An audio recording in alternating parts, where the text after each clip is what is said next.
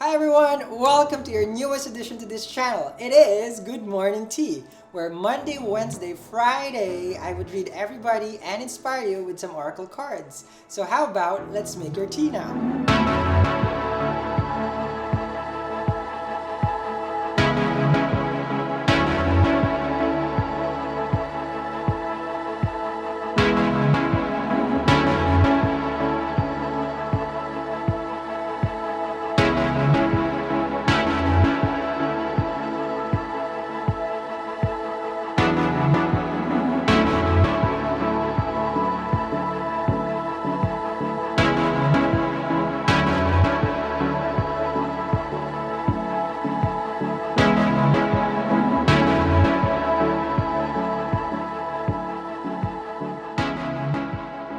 Hi everyone, welcome to your Vedic Sidereal Astrology general prediction. Just to give you guys a heads up, this is a general prediction and that your Mahadasha and your Antardasha will play a significant role before we go through the transit. We also practice Jyotish, meaning this is to enlighten. We are going to go through each of the zodiac, but again, this is a general prediction, so we do advise for you guys to consult an astrologer if you are going to a specific dasha in your life before you can use this prediction. We will try as much to be as accurate as it is still going to be showing some effectivity with the general energies that you might be encountering for this particular month. Without further ado, we're gonna start your reading from each of the zodiac. All right, Virgos, so here it is, Dr. Pai for our monthly prediction. Take it away, Dr. Pai. Namaste, everybody, and thank you, Sal. We're doing the monthly predictions for February for Virgo, Moon, and Ascendant. So this month, Virgo, just know that you have a great time with relationships. It's just going to be the best time. And those people, Virgos who have been planning for so long to get married or to propose to their partner, there's no better time than this. Your second house lord of woes that you want to, and ninth house lord, which is going to solemnize those woes, is very, very strongly placed in the seventh house. So if you planning, and don't wait for any longer, book that hall, the marriage wedding hall, and maybe you might just want to exchange woes, because this is a great time for you. Okay. Also, for what I want to say is those people who have, I see your Mercury is a lot of your 10th house, going through the 6th house. It's been good for you, with your work. But remember, towards the fag and later part of the month, which is around the 17th, that's when you see Mercury is going to go retrograde for 23 days. So you have to watch out your communication in your workplace, because Mercury in the 6th house of your service and your workplace. Also, what I want to say, because you have to have the control, maybe the environment or the people around you might say whatever, but you shouldn't get triggered and say something, because it's you are in control of everything, because you are Virgo, and Mercury is ruling your first house. That's one thing. Second thing, what I'm seeing is in your relationship, it's going to be quite heavy duty till the 12th of February. But after that, when Sun has got to move away from that Saturn, when I think it's going to be a lot of relief for you guys. So it's a beautiful energy which is going to come when Sun is going to move away, and it's going to it's clashing at the moment with Saturn there, and Saturn is your 5th house lord of romance, and Sun is your 12th house lord. So they are not probably going compatible. So you might, those people who have been having sleepless nights over their relationships, the good news is towards the second part of this month, maybe there would be a lot of relief for you, so you can sleep better after the Valentine's Day. Okay, so another theme that I also want to say, people who want to go for education, higher education, are going, this is a great time for you this month. Jupiter is in your 4th house with Ketu. It's great time to do those, the studies, online education, or you want to bring that books or something, that's great time for you. Okay.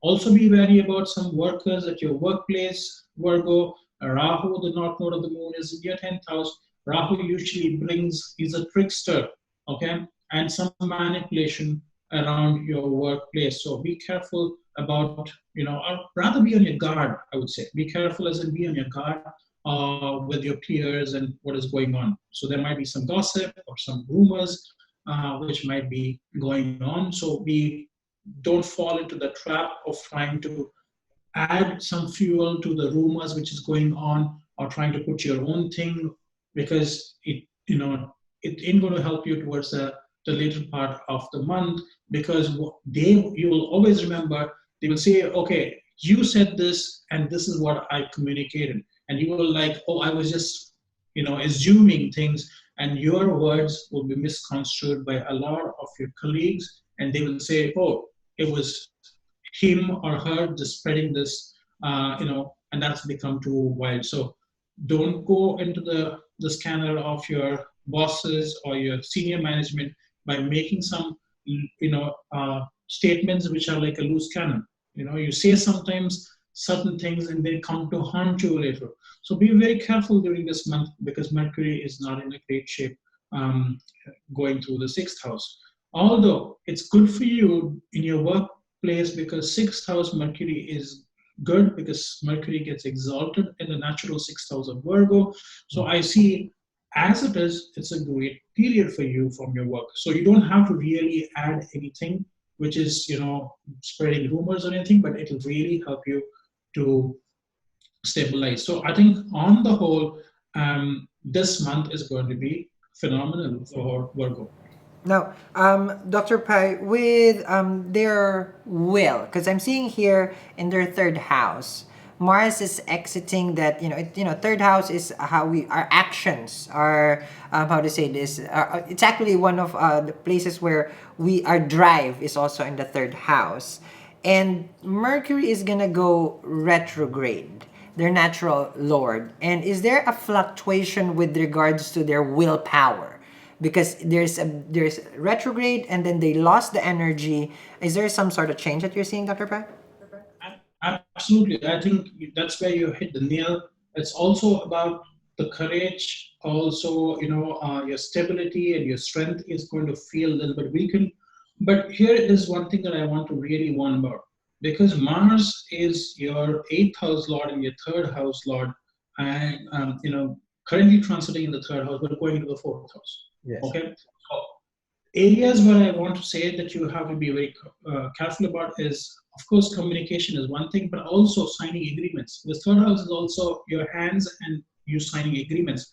Mercury is going to go retrograde. So if there is an agreement that you want to sign on behalf of your organization, then it's better that you read through the agreement or that contract very, very strictly. If you're going to get a new home, because it's going to move into your fourth house, Yes. uh, but it's your third house lord and your eighth house lord. So you might even be in for a surprise. So just watch the small print before you buy or you purchase anything, or you're going to sign on the dotted lines. Be very careful looking at the small print, because they might be in for a surprise thinking, oh, I thought XXX, but this is not exactly what you are getting. So with Mercury going retrograde, there's a very high chances of this miscommunication leading into something like a big mishap. Yes, and it also can show in their conveyances, like cars also, right? Fourth house is conveyances also, Dr. Pai. So like a big purchase such as a car, a home, or even just signing a new lease, just be careful on that. It's like look into the, to the fine, the fine line. Because remember, Jupiter is extravagant, it's like, it's the big, oh, you're gonna get a big car, but you won't see that, it has a small tire, then you can't use it. So it's like you're gonna get a big deal, but look into the detail. There's probably something that you are not gonna be able to see. So read through it, and chances are, if you can even avoid it and just delay it. Mercury goes retrograde for like 20 something days. It's like just wait for it until it goes to direct. Okay. Now, as far as like their house of partnership, Dr. Pai, because Venus exalted in Pisces, it's in their seventh house. But one thing that I want to know personally, also, Dr. Pai, is because Venus is debilitated in Virgo, and it looks at them also. I mean, it's aspecting the seventh house, which is them. So how does this affect, it's like exaltation and debilitation on both end? Yeah, I think that's a beautiful combination, and this is what I think Virgos need to learn to balance. It's the play of knowing, where you're going in, because your partner area is where you see Venus is exalted. When it's debilitated, two things I have always seen with Virgos. Maybe their partner is very well dressed and they go out very decked up, but you always fall short of matching up to your partner's expectations, because you might just go there with thinking, oh, I should be okay with this dress. You don't have perfumes, or you don't. So I think Virgos really need to pay attention, because Virgo is all about being single, because it's The worshipping the virgin, virgin. yes. So you really need to know that you have to go out. You can't be a virgin, or you can't be, Yes. single all the time, and you don't pay attention to your dressing. So Venus debilitation means that you're not paying attention to your own self. So it's great to get a good pair of clothes and try to match up with, because your partner wants to look good and to be appreciated, and you should be the one who should be appreciating him, and not another woman or another man appreciating your partner. So you need to be equally decked up and feel more confident. And that is where, Mars going through the third house, and you're talking about the Gandanta, where you're not feeling confident. Now, this is the time for you to really boost up your confidence and feel more, that you're in control of things. And More charged up, yes, because from what I'm seeing here, like if it doesn't go into balance, there might be a tendency of jealousy, because Venus going into that partnership, it's just showing that the person now is highlighted, the partner is rising up. It's like it does pay, it's good to have an attractive partner, but if the energy does not match, then there's gonna be some sort of like jealousy. That's what I'm seeing here, because they're getting a lot of attention. yeah, see, there's another very great thing if you really see with this, what you're talking about, Venus there. Just a quick one. Really think that Virgos can be really witty with their thing, and that's how they've attracted their partner. It's like they can be on their toes, they can crack them up, they can make them laugh, because Mercury gets exalted in Virgo, but Mercury gets debilitated when it comes to bed pleasures, and going out and doing that smart talk outside with your partner. You might impress your partner, and crack them up, but when it comes to matching up with them in terms of how they are seen in the outside world, maybe you need to really up yourself, because Mercury gets debilitated in the seventh house, and how people are perceiving you. It's like getting your hair done very well, wearing good clothes, good glasses, and looking good. It's all about looking good and feeling confident, more confident within you. But I feel, Dr. Pai, this one though, their work environment, they are the highlight though, because this is 10th to 10th, and it's like in Venus is there. Absolutely. Work is somewhere I think those people would feel more comfortable in their workplace, because the opposite sex is going to get very attracted to them, because it's the 10th house from the 10th house. So Venus is exalted in the 10th house. So, men just look out for those. Women will naturally, even if you don't, just walk around and do nothing, you will feel, they will feel they want to come to you, talk to you. It's just going to activate everything good for you. Okay, so for the Virgo ascendant and the Virgo moon, Dr. Pai, any last word? I feel like they're winning, and at the same time they might lose something, because they're gonna gain so much. But then it's like, what's your last word, Dr. Pai? Yeah, I think it's really good, but remember the gains is seen from the 11th house, and the 11th house Lord is going to go retrograde. So don't put all your chips on the table. Just know when to take your chips away from the table when you start losing. Which means don't think that you're just going to win all throughout the month. Maybe the first half is a good time that you're winning, but when you start losing the first streak, you have to know you have to take your chips and move away. This is something that everybody makes a mistake. They think that their luck is going to remain forever with anything in life.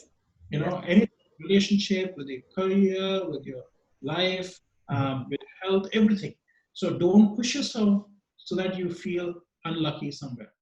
Okay, so for me, for the Virgos, Ascendant and Moon, from what I'm seeing, it's a perfect time to step up to that romantic connection, to that, it's like if you're married, this is the perfect time to spice it up, to show up, loving, and, it's like, it's a perfect time because it's in your seventh house. It is like, it's exalted in your seventh. So, romantic connection, partnership, business relationship, you will even gain, favors. If you have business, this is the time for you to, it's like to build good relationship. Okay, so thank you very much, Virgos, for tuning in.